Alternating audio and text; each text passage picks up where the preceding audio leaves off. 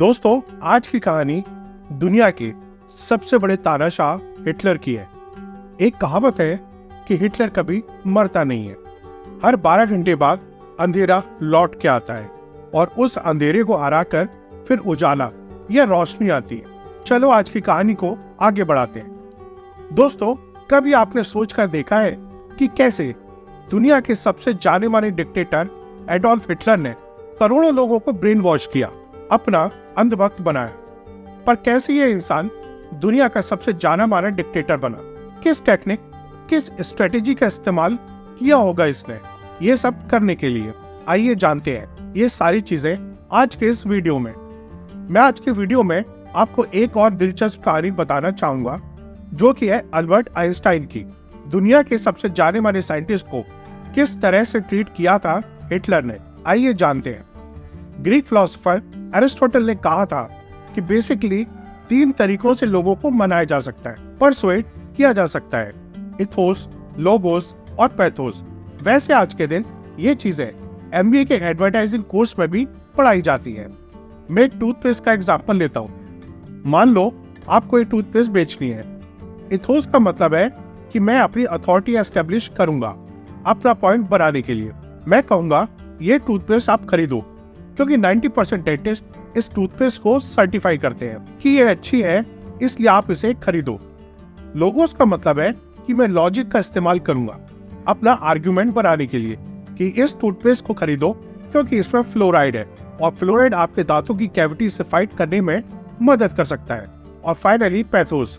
Pathos का मतलब है कि मैं आपके इमोशन का इस्तेमाल करूंगा आपको मनाने के लिए कि इस टूथपेस्ट को खरीदो क्योंकि इसमें देश का नमक डाला है, और देश का नमक डाला है इसलिए आपको प्राउड फील करना चाहिए इस टूथपेस्ट को इस्तेमाल करते वक्त, इसलिए इस टूथपेस्ट को खरीदो। अब बात यह है कि दोस्तों, जब आप कोई पान मसाले जैसी चीज बेचोगे तो इसमें कोई लॉजिकल आर्गुमेंट नहीं है कि लोगों को ये क्यों खरीदना चाहिए। तो एडवर्टाइजिंग कंपनीज अक्सर पैथोस यानी कि इमोशन का इस्तेमाल करती है पान मसाला जैसी चीजों को बेचने के लिए कि मुंह में कबाड़ और कदमों में दुनिया, बोलो मेरा जूता केसरी। ऐसे स्लोगन जो आपके अंदर प्राइड और हैप्पीनेस फीलिंग लाए। अब पॉलिटिक्स की बात करें दोस्तों, तो ये समझ लो कि एक डिक्टेटर पॉलिटिक्स के पान मसाले जैसा ही होता है। अगर एक आदमी लॉजिकली सोचकर डेटा के हिसाब से वोट देगा तो वह कभी भी एक डिक्टेटर को वोट नहीं देगा। तो इसलिए डिक्टेटर को पैथोस यानी कि इमोशन से खेलना पड़ता है लोगों के वोट लेने के लिए। अगर आप अपने देश से प्यार करते हो तो मुझे वोट दो, अगर आप अपने सोल्जर्स की रिस्पेक्ट करते हो तो मुझे वोट दो। बहुत लोग प्रभावित होते हैं ऐसे इमोशनल भाषणों से, लेकिन कोई भी लॉजिकल इंसान इस भाषण को सुनेगा तो वो कहेगा ठीक है, हम सोल्जर्स की रिस्पेक्ट करते हैं, लेकिन तुम्हें क्यों वोट करें? इसके बदले सिर्फ पैथोस का इस्तेमाल करना, सिर्फ इमोशन का इस्तेमाल करना काफी नहीं है। किसी भी डिक्टेटर को अगर सही में डिक्टेटर बनना है तो उसे पहले लॉजिक को पूरी तरीके से खत्म करना पड़ता है, और यही काम किया हिटलर ने। 10 मई 1933 25,000 से ज्यादा किताबें जलाई गई नाजी पार्टी ऑफिशियल्स के द्वारा। उन्होंने कहा कि ये किताबें अन जर्मन है, मतलब ये किताबें एंटी नेशनल है। इससे पहले इन्होंने कई किताबें बैन करने की भी कोशिश करी थी, लेकिन ज्यादातर हिटलर की जर्मनी में ऐसे बोनफायर इवेंट्स होते थे जहां पर किताबें जलाई जाती थी। और कौन सी किताबें थी ये? ऑलमोस्ट हर टाइप की किताबें। इसमें आपका मार्क्सिस्ट लिटरेचर था, साइकोलॉजी पर किताबें, लिबरल डेमोक्रेसी पर किताबें, ऐसी किताबें जो ज्यूस लोगों ने लिखी हो, फॉरेनर्स ने लिखी हो, आर्ट के ऊपर, थिएटर के ऊपर, साइकोलॉजी के ऊपर, ऑलमोस्ट हर किस्म की किताबें जो नाजी पार्टी को लगता था कि ये हमारी पार्टी के अगेंस्ट जाती है, हमारी डिक्टेटरशिप के अगेंस्ट जाती है, उन्हें जलाया गया। नाजी के प्रोपेगेंडा मिनिस्टर जोसेफ गोबेल ने इस चीज को ये कहकर जस्टिफाई किया, the future German man will not be just a man of books but of character. इस टाइम में ऐसे आर्टिकल लिखे जाते थे जो लॉजिक को पूरी तरह से नीचा दिखाने की कोशिश करते थे, जैसे कि pure reason was all to human and dangerous and contrary to nature when applied to real life, blood and race lead people to the power of nature. एक भारी मात्रा में साइंस भी देखने को मिलती है। ऐसे फर्जी रिसर्च पेपर्स निकाले जाते थे जिसमें रिसर्च छपी होती थी कि देखो कैसे हम जर्मन्स बड़े सुपीरियर रेस के हैं, हमारा जो ब्लड है बिल्कुल प्योर है, और जो बाकी लोग हैं, बाकी रेस के लोग हैं, वो एक निचली कैटेगरी में आते हैं, हमसे नीचे लोग हैं। एक फर्जी इन्वेंटर था ऑस्ट्रिया में, जिसने एक दिन चांद को देखा और उसे रात को सपना आया कि देखो चांद शायद आइस से बना है, बर्फ से बना है, क्योंकि व्हाइट कलर का दिखता है। तो उसने कहा कि पूरा यूनिवर्स है और बाकी जो प्लैनेट्स हैं सब आइस के बने होंगे, बर्फ के बने होंगे। उसने अपनी थ्योरी निकाली, वर्ड आइस थ्योरी। यह नाम सुनने में इतनी लॉजिकली इनकरेक्ट लगती है, लेकिन हिटलर जैसे लोगों ने इस थ्योरी को प्रमोट किया कि पूरी दुनिया आइस की बनी है और यूनिवर्स आइस का बना है, अर्थ के बाहर। नाजी पार्टी के लोगों ने बकायदा इस फर्जी इन्वेंटर को एक ऑनररी डॉक्टरेट की डिग्री भी दी। ऐसे में देश को जो भी इंटेलेक्चुअल लोग थे, हिस्टोरियंस, प्रोफेसर और साइंटिस्ट, इन्हें पूरी तरह से दबाने की कोशिश की जाती है। यूनिवर्सिटीज और कॉलेजेस एक इकलौती जगह है देश में जहां पर सबसे ज्यादा लॉजिक के ऊपर बात होती है। तो यूनिवर्सिटीज पर एक टाइट कंट्रोल जमाया जाता था नाजी पार्टी द्वारा, इस हद तक कि जो सीनियर यूनिवर्सिटीज के प्रोफेसर थे, एक टॉप यूनिवर्सिटी के, उन्हें चुना जाता था नाजी पार्टी के लोगों ही द्वारा। और जो सब्जेक्ट्स पढ़ाई जाती थी यूनिवर्सिटीज में, उन पर एक स्ट्रिक्ट कंट्रोल जमाया जाता था कि जो भी चीजें पढ़ाई जाएंगी उसमें नाजी की आइडियोलॉजी ही पढ़ाई जाएगी, नहीं तो उन यूनिवर्सिटीज के प्रोफेसर्स को बाहर निकाल दिया जाएगा, जॉब से निकाल दिया जाएगा। ऐसे में बहुत कम लोग थे जिनमें हिम्मत थी बोलने की, क्योंकि उनकी खुद की जॉब जा सकती थी। लेकिन एक ऐसे रेयर एग्जाम्पल थे दुनिया के सबसे फेमस साइंटिस्ट अल्बर्ट आइंस्टीन।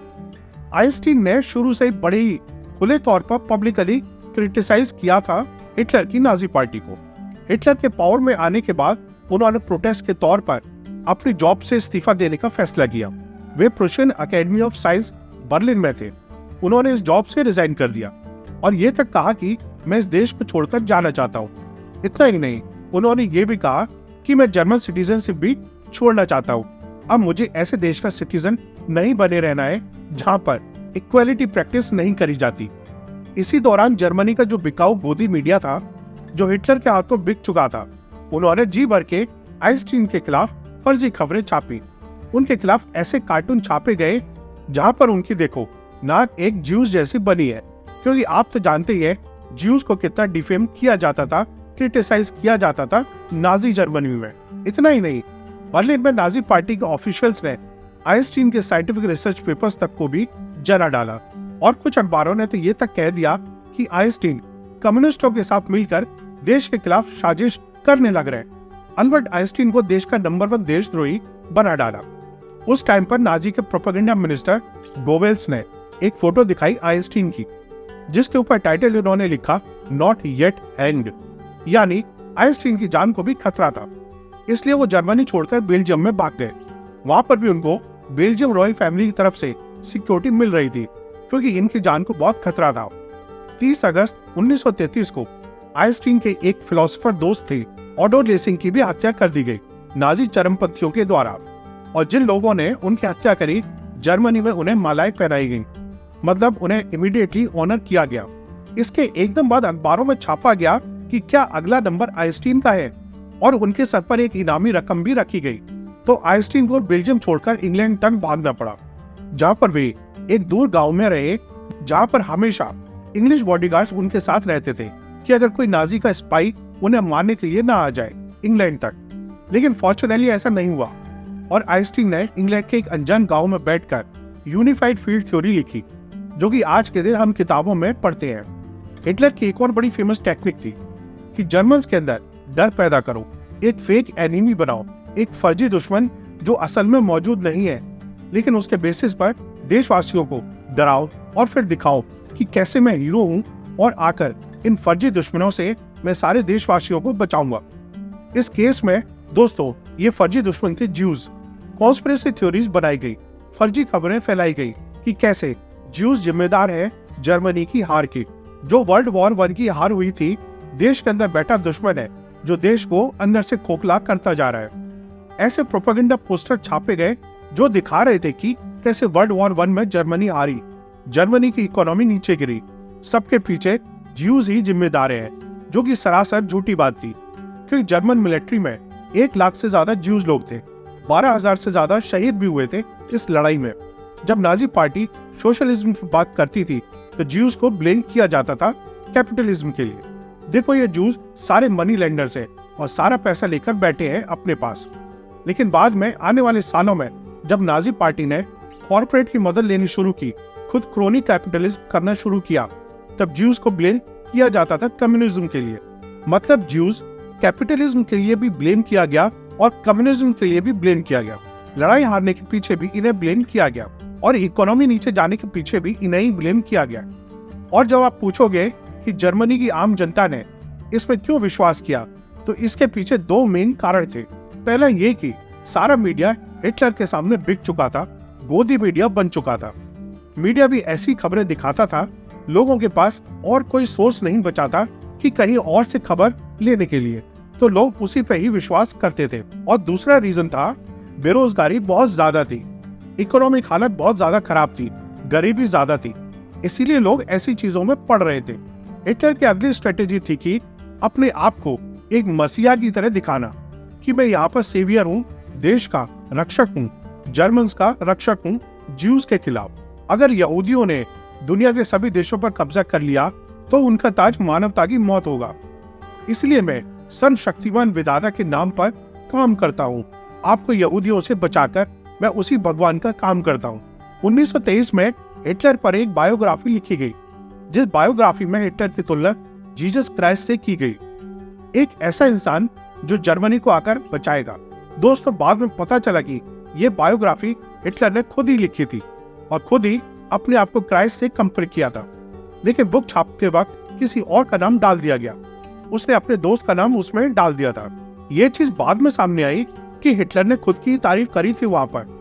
2 साल बाद 1925 में हिटलर ने अपनी ऑटोबायोग्राफी भी लिखी, माइन कैम्प। उस किताब में बहुत सारे ऐसे बड़े बड़े झूठ थे, जैसे कि वह अपने आप को बताता था कि मैं कितने गरीब परिवार से आया हूँ, मैंने मजदूरी भी की है। लेकिन बाद में पता चला ये सब एक सफेद झूठ था, उसने कभी भी मजदूरी नहीं की थी। जाहिर तौर पर हिटलर का गोदी मीडिया भी उन्हें मसीहा की तरह दिखाता था हमेशा। 1930s में जो इलेक्शन हुए थे उसमें बैलेट कार्ड पर नाजी पार्टी नहीं लिखा गया था, इस पार्टी का नाम नहीं लिखा गया था, उन्होंने हिटलर मूवमेंट का नाम लिखा था, यानी अपना ही नाम लिखा था बैलेट कार्ड पे, जहाँ पर पार्टी का नाम होना चाहिए था। एक सवाल शायद आपके दिमाग में उठेगा कि अगर इतने सारे मीडिया को खरीदना है तो पैसे की तो जरूरत पड़ेगी, यहाँ पर ये पैसा आएगा कहाँ से? ये चीज आधी ही सच है। वैसे दोस्तों, क्योंकि मीडिया को खरीदने के लिए प्रेशर बनाया जा सकता है, धमकाया जा सकता है, पत्रकार को जेल में डाला जा सकता है, इससे आधा काम कंप्लीट हो जाता है। लेकिन फिर भी बाकी आधे लोग पैसे से ही मानते हैं, तो हिटलर को बड़ी कॉर्पोरेट फंडिंग मिलती थी। असल में जो भी जानी मानी जर्मन कंपनीज आप जानते हो, BMW, कोडेक, सीमेंस, नेस्ले, फेंटा, फोर्ड, इन सारी कंपनीज ने हिटलर को फंड किया था। कुछ ही साल पहले की खबर है कि हिटलर के टाइम जनता के प्रेशर में आकर इन सारी कंपनीज ने कंपनसेटरी फंड्स दिए थे उन ज्यूज फैमिलीज को जो हिटलर के जमाने में बचकर निकल के आज भी जिंदा थी। वैसे क्या आप जानते हैं दोस्तों, इंडिया में भी कई लोग हिटलर से इंस्पायर्ड थे। एक नाम जो सबके सामने आता है वो है विनायक दामोदर सावरकर का। जर्मनी और इटली ने नाजी या तानाशाही की जादुई छड़ी के चूते ही जिस अद्भुत तरीके से बढ़ोतरी की है, इससे लगता है कि इनकी सेहत को इसी टॉनिक की जरूरत थी। जैसे नाजिज्म में पूरे जर्मन रेस की बात करी गई है इथनिसिटी के बेसिस पर, ऐसे ही सावरकर ने हिंदुत्व शब्द का इस्तेमाल किया था पूरे इंडियन रेस के बारे में बात करने के लिए इथनिसिटी के बेसिस पर। इनके हिसाब से हिंदुत्व एक पॉलिटिकल आइडियोलॉजी थी जिसमें कि हिंदू, सिख, बुद्धिस्ट और जैन आते हैं और मुस्लिम और क्रिश्चियन आउटसाइडर की तरह हैं। इन्होंने ज्यूज को कंपेयर किया था इंडिया में मुस्लिम से। आज के दिन कुछ लोग हिंदुइज्म और हिंदुत्व शब्द को इंटरचेंजेबली इस्तेमाल करते हैं, लेकिन अगर आप उस हिंदुत्व की बात करोगे जिसकी सावरकर ने बात करी थी, एक पॉलिटिकल आइडियोलॉजी की, तो हिंदुइज्म और हिंदुत्व में जमीन आसमान का अंतर है। हिंदुइज्म एक ऐसी सोच है जो वसुधैव कुटुंबकम में विश्वास रखती है कि सारी दुनिया एक है। दूसरी तरफ हिंदुत्व सोच एक सुपीरियरिटी दिखाती है कि कुछ लोग ऊपर हैं और कुछ लोग नीचे हैं, कुछ लोग इस सर्कल के अंदर हैं, कुछ लोग आउटसाइडर्स हैं जो निचले लेवल के हैं। सावरकर जैसे ही मुस्लिम में भी कुछ ऐसे ही लोग थे जो सुपीरियरिटी की फीलिंग्स दर्शाते थे अपनी आइडियोलॉजी से। जैसे कि चौधरी रहमत अली, जो चाहते थे मुसलमानों के लिए एक सेपरेट देश हो, मुसलमान ऊपर है, बाकी लोग नीचे हैं। ऐसी आइडियोलॉजी बार बार हिस्ट्री में हमें देखने को मिलती है। इंडिया में एक और एग्जाम्पल है गोलवलकर, जिन्होंने खुले तौर पर दर्शाया था कि वो कितना पसंद करते हैं नाजी आइडियोलॉजी को। अपनी नस्ल और संस्कृति की शुद्धता को संरक्षित रखने के लिए जर्मनी ने यहूदियों जैसी नस्ल को राष्ट्र से मिटाकर पूरी दुनिया को चौंका दिया था। नस्ल पर गर्व यहाँ अपने उच्चतम रूप में दिखा, और ये कोई ऐसी सोच नहीं है जो कि सिर्फ इंडिया या जर्मनी में ही देखने को मिली हो। ईरान में ईरानी डिक्टेटर्स हैं जिन्होंने दिखाया कि कैसे जो वेस्टर्न कंट्रीज है वो नीचे हैं हमसे। पाकिस्तान में ऐसे लोग आए जिन्होंने पाकिस्तान में अहमदिया माइनॉरिटीज को नीचे दिखाया, अपने आप को ऊपर दिखाया।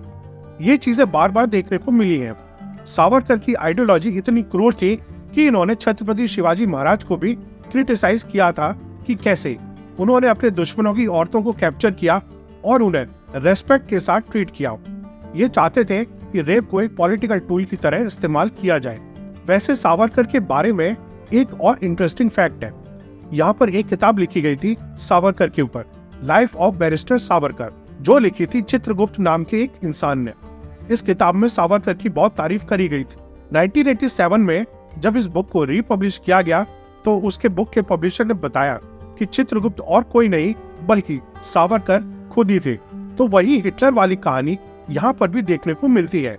तो इन सारी कहानियों को दोस्तों जब आप सुनते हैं, समझते हैं, तो एक सॉल्यूशन याद रखना, आप लॉजिकली सोचना, लॉजिक को हमेशा ऊपर रहने देना, लॉजिक को हमेशा ऊपर रहने देना, पैथोस से, फीलिंग से, इमोशन से। और जैसा कि डॉक्टर अंबेडकर ने कहा था, जो रिलीजन में भक्ति है वो आत्मा की मुक्ति का मार्ग हो सकती है, लेकिन पॉलिटिक्स में भक्ति एक पक्का रास्ता है पतन की तरफ जाने का और आखिरकार तानाशाही के आने का। किसी भी पार्टी के, किसी भी इंसान की अंधभक्त ना बने। तो दोस्तों ये थी आज की कहानी। अगर आप भी ऐसे किस्से कहानियों के शौकीन हैं तो चैनल को सब्सक्राइब और वीडियो को लाइक जरूर कर दें। फिर मिलेंगे एक नई वीडियो में, तब तक जय हिंद, जय भारत।